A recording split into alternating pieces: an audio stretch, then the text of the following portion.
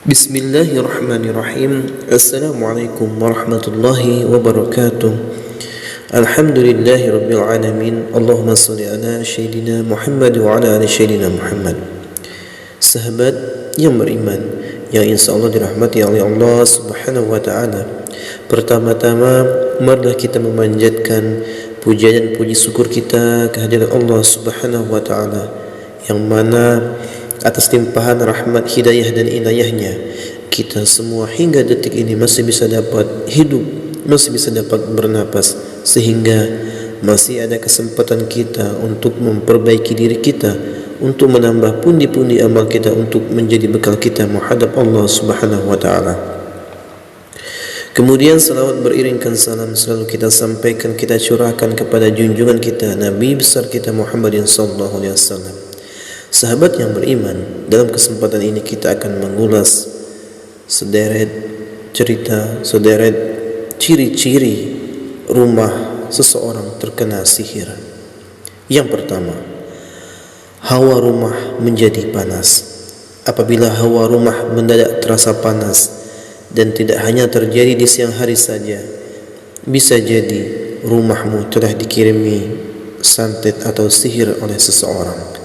Hal tersebut tak mengherankan, karena santet dapat menimbulkan gesekan energi yang panas yang memancar di dalam rumah. Dengan demikian, meski menyalakan kipas angin atau bahkan AC, hawa rumah masih tetap saja terasa panas. Yang kedua, menimbulkan aura negatif di dalam rumah. Selain hawa panas, ciri-ciri rumah terkena santet ataupun sihir yang harus kita kenali berikutnya ialah adanya aura negatif. Tak banyak yang menyadari aura negatif yang muncul karena santet bisa membuat orang merasa tidak nyaman saat berada di rumah.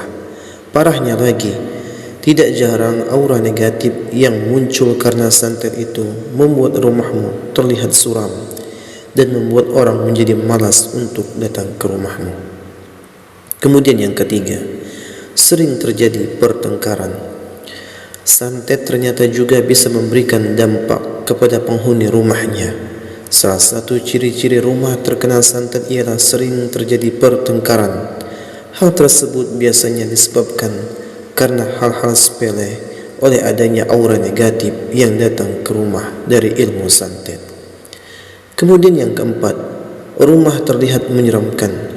Selanjutnya, suasana rumah yang terlihat menyeramkan ternyata bisa menjadi ciri-ciri rumah kena santet.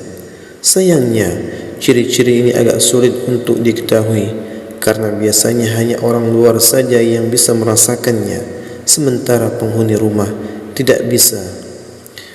Nah, suasana rumah yang terlihat menyeramkan ini bisa membuat pengunjung yang datang ke rumahmu menjadi tidak betah untuk berlama-lama di sana. Kemudian yang kelima, penghuni rumah diganggu jin. Jangan pernah sepelekan jika kalian mulai merasakan beberapa tanda aneh di rumah, seperti sering mendengar suara berisik tanpa diketahui sumbernya, benda-benda sering terjatuh tanpa sebab, atau bahkan munculnya binatang aneh. Perlu kita ketahui, tanda-tanda aneh tersebut bisa jadi ulah dari jin yang dengan sengaja dikirim untuk mengganggu penghuni rumah. Kemudian yang keenam, keadaan rumah selalu terlihat kotor.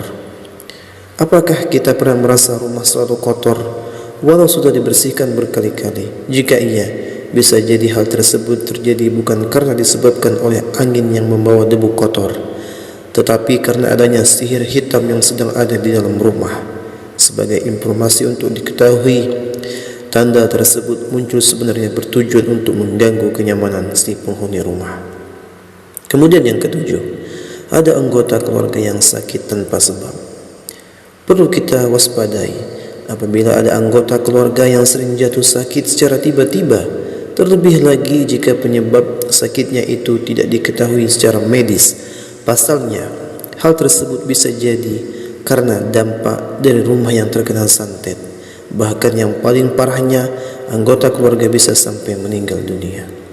Kemudian yang kedelapan, tercium bau busuk yang sangat tajam.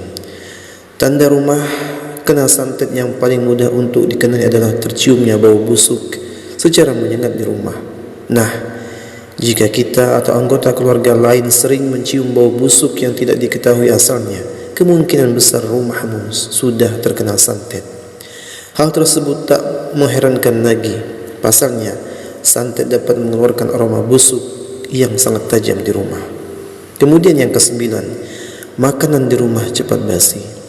Apakah kita pernah mengalami makanan di rumah cepat basi, padahal baru saja dimasak? Perlu kita ketahui, hal itu kemungkinan bisa terjadi karena ada santet yang dikirim oleh orang tidak bertanggung jawab ke rumahmu. Terlebih lagi, jika keluarga kamu sedang menjalankan bisnis kuliner. Hal itu bisa saja terjadi karena ada orang yang dengki dengan keluargamu.